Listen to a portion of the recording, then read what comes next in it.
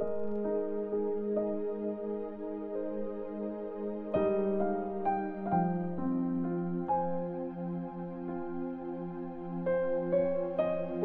Corinthians chapter 6.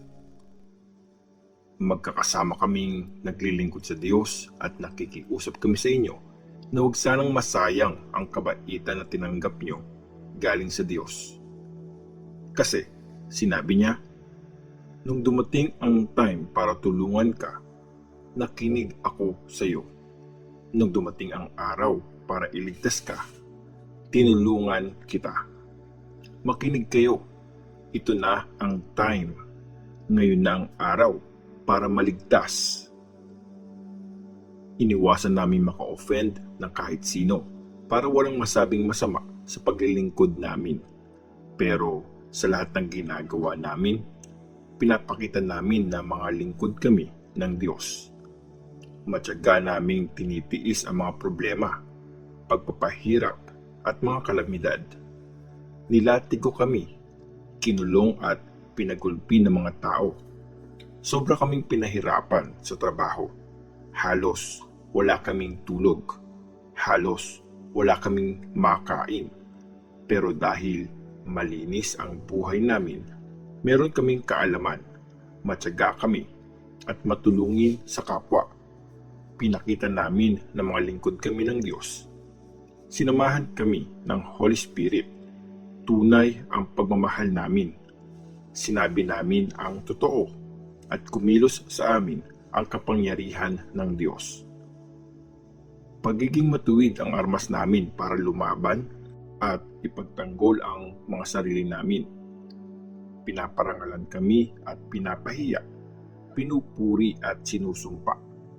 Tinuturing kaming mga sinungaling, pero sinasabi namin ang totoo. Hindi kami kinikilala ng iba, pero kilala kami ng marami. Para kami mga patay na, pero kita nyo naman, buhay pa kami. Pinaparusahan kami, pero hindi pinapatay. Kahit sa mga oras na nalulungkot kami, lagi pa rin kaming nagsasaya.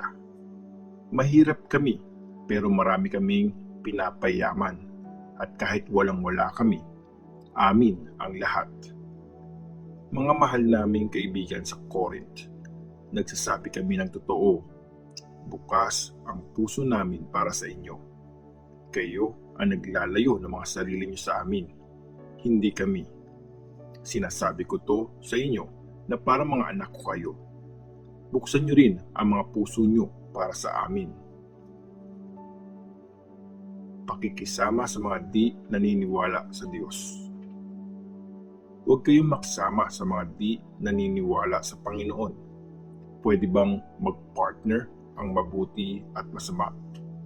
Pwede ba magsama ang liwanag at dilim? Paano magkakasundo si Christ at ang devil?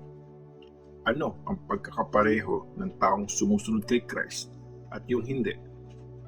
Pwede bang ilagay ang mga Diyos-Diyosan sa temple ng Diyos? Tayo ang temple ng buhay na Diyos, gaya ng sinabi niya. Titira ako sa lugar nila at mamumuhay kasama nila. Ako ang magiging Diyos nila at sila ang magiging bayan ko. Kaya sinasabi ng Panginoon, iwanan niyo sila at huwag kayong makisama sa kanila. Huwag kayong hahawak ng marumi at tatanggapin ko kayo. Magiging tatay niyo ako at magiging mga anak ko kayo, sabi ng Panginoong makapangyarihan sa lahat.